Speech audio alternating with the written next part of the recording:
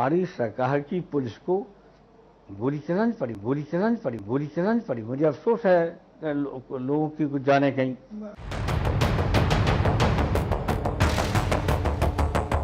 दोस्तों, राजनीति एक ऐसी चीज है जिसमें आपको ये लगेगा कि आपका पसंदीदा नेता आपके हक की बात करता है, आपकी भावनाओं की कद्र कर रहा है, आपके लिए काम कर रहा है। लेकिन सच्चाई तो ये है कि वो नेता पर्दे के पीछे ऐसी चालें चलते हैं जिनके बारे में अगर आपको पता चल जाए तो आप अपने आप को बस ठगा हुआ महसूस कर सकते हैं, क्योंकि इसके अलावा आपके पास कोई और चारा भी नहीं बचा होगा। ये सब बातें मैं क्यों कह रहा हूं, जब आप जानेंगे तो यकीन मानिए आपके पैरों के नीचे से जमीन खिसक जाएगी।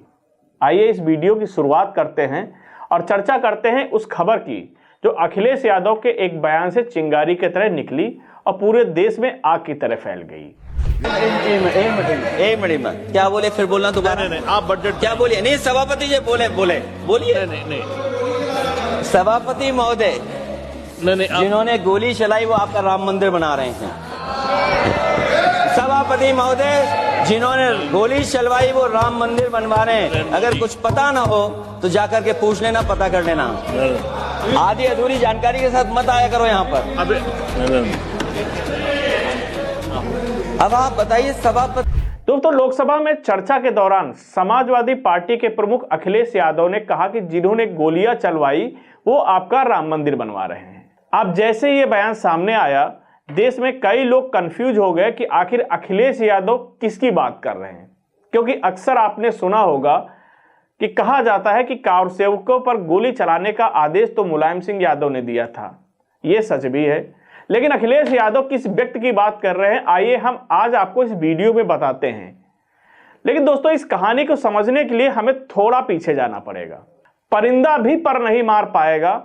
दोस्तों, ये वो शब्द थे जो साल 1990 में उत्तर प्रदेश के तत्कालीन मुख्यमंत्री मुलायम सिंह यादव ने अयोध्या के राम मंदिर आंदोलन के दौरान कहे थे। साल 1990 का वो दौर भारत की राजनीति के सबसे उथल पुथल वाले सालों में एक था। केंद्र में विश्वनाथ प्रताप सिंह यानी वीपी सिंह की सरकार थी, जिसे भारतीय जनता पार्टी बाहर से समर्थन दे रही थी। उधर उत्तर प्रदेश की कमान धरतीपुत्र कहे जाने वाले मुलायम सिंह यादव के हाथों में थी। बीजेपी के कद्दावर नेता लाल कृष्ण आडवाणी सोमनाथ से अयोध्या तक की रथ यात्रा पर निकले थे। माहौल पूरी तरह राममय हो चुका था।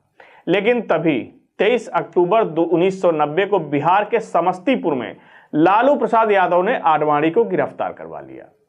बीजेपी ने केंद्र सरकार से समर्थन वापस ले लिया, लेकिन मुलायम सिंह यादव अपनी जिद पर अड़े थे कि वो अयोध्या में कार्यसेवा नहीं होने देंगे।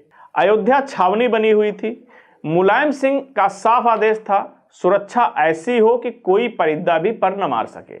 लेकिन हजारों की तादाद में कारसेवक तमाम बाधाएं पार कर अयोध्या पहुंच चुके थे। भीड़ बेकाबू हो रही थी। पुलिस ने पहले ही लाठीचार्ज किया, आंसू गैस के गोले छोड़े, लेकिन जब भीड़ नहीं रुकी तो गोलियां चलाने का आदेश दे दिया गया। सरकारी आंकड़ों के मुताबिक उस दिन कुछ मौतें हुई, लेकिन चश्मदीदों का कहना था कि मंजर कहीं ज्यादा खौफनाक था। दोस्तों, 2 दिन की शांत के बाद 2 नवंबर को कारसेवक दोबारा हनुमानगढ़ी की ओर बढ़ने लगे। दिगंबर खाड़े की तंग गलियों में पुलिस ने कारसेवकों को घेर लिया। बिना किसी बड़ी चेतावनी के फायरिंग शुरू हो गई। कोठारी बंधु राम और शरद जो कोलकाता से आए थे, वे पुलिस की गोलियों का शिकार हुए। सरयू तट के पास की गलियां लाशों से पट गई थी। इसी घटना के बाद मुलायम सिंह यादव को मुल्ला मुलायम का तमका दिया गया और हिंदू जनमानस में उनके खिलाफ एक गहरा आक्रोश पैदा हो गया। अब बात करते हैं उन किरदारों की जो उस समय सिस्टम का हिस्सा थे। पहला नाम है IAS नृपेंद्र मिश्र। 1990 में नृपेंद्र मिश्र उत्तर प्रदेश के सबसे ताकतवर IAS अधिकारियों में एक थे। वे मुख्यमंत्री मुलायम सिंह यादव के सचिव थे। शासन के हर बड़े फैसले में उनकी अहम भूमिका होती थी। दिलचस्प बात देखिए कि वही नृपेंद्र सिंह बाद में प्रधानमंत्री नरेंद्र मोदी के प्रधान सचिव बने और आज वे राम मंदिर निर्माण समिति के अध्यक्ष के रूप में मंदिर निर्माण की देखरेख कर रहे हैं। आप चौंक जरूर गए होंगे, लेकिन ये वही कड़वा सच है। दूसरा नाम था IPS सुलखान सिंह। दोस्तों, उस समय सुलखान सिंह पुलिस विभाग में महत्वपूर्ण पद पर तैनात थे और अयोध्या की कानून व्यवस्था संभालने वाली टीम का हिस्सा थे। बाद में उनको भी बीजेपी शासनकाल में ही उत्तर प्रदेश का डीजीपी बना दिया गया।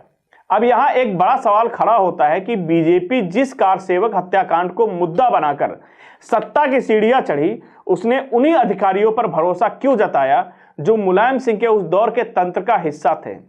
क्या यह सीधे सीधे राम मंदिर आंदोलन और राम भक्तों की भावनाओं के साथ मजाक नहीं है? और इसलिए अब जनता पीछे मुड़कर देखती तब उसे ये सब बातें खटकती हैं। लोगों का एक बड़ा वर्ग सोशल मीडिया और सार्वजनिक मंचों पर यह सवाल पूछता है कि क्या बीजेपी का भी वही वाशिंग मशीन वाला पैटर्न है, यानी विपक्षी दलों में रहते हुए जिन नेताओं और अधिकारियों को दागी या भ्रष्टाचारी बनाया जाता है, सत्ता में आते ही वे साफ सुथरे और भरोसेमंद कैसे हो जाते हैं? मुलायम सिंह यादव को मरणोपरांत पद्म विभूषण देना इस बहस की सबसे बड़ी वजह माना जाता है। कार सेवकों के परिवारों का कहना है कि एक तरफ तो आप खुद को हिंदुत्व का संरक्षक बतलाते हैं, राम मंदिर बनवाने का पूरा श्रेय लेना चाहते हैं, राम मंदिर से जुड़े हर छोटे बड़े कार्यक्रमों में अपने आप को महान राम भक्त के रूप में दिखाते हैं। वहीं दूसरी तरफ आप उस व्यक्ति को जिसने निहत्थे राम भक्तों पर गोलियां चलवाई, उसे आप देश के दूसरे सबसे बड़े नागरिक सम्मान से कैसे सम्मानित कर सकते हैं? दोस्तों, राजनीति की यह बिसात बहुत उलझी हुई है। एक तरफ तो कार सेवक थे जिन्होंने अपना बलिदान दिया, और दूसरी तरफ ये व्यवस्था है जहां चेहरे वही रहते हैं, बस कुर्सियां और झंडे बदल जाते हैं। लेकिन सबसे बड़ा सवाल ये उठता है कि जिन सुलखान सिंह और नृपेंद्र मिश्रा की बात हम कर रहे हैं, ये उस समय में सबसे बड़े पावर सेंटर थे और इस गोलीकांड में उनका एक बहुत बड़ा हाथ माना जाता है। और इस परिस्थिति में यदि उनको राम मंदिर जैसी जगह पर एक अहम जिम्मेदारी दी जाती है तो यह कहीं ना कहीं बड़े सवाल खड़ा करती है। क्या आपको लगता है कि बीजेपी ने मुलायम सिंह यादव को पद्म पुरस्कार देकर और उनके दौर के अधिकारियों को बड़ी जिम्मेदारियां सौंपकर कार सेवकों के बलिदान के साथ न्याय किया है या फिर अन्याय? आपकी जो भी राय हो वो हमें कमेंट बॉक्स में जरूर देखें। मैं हूं अनूप मिश्रा और आप देख रहे हैं सरकारी मंथन। नमस्कार।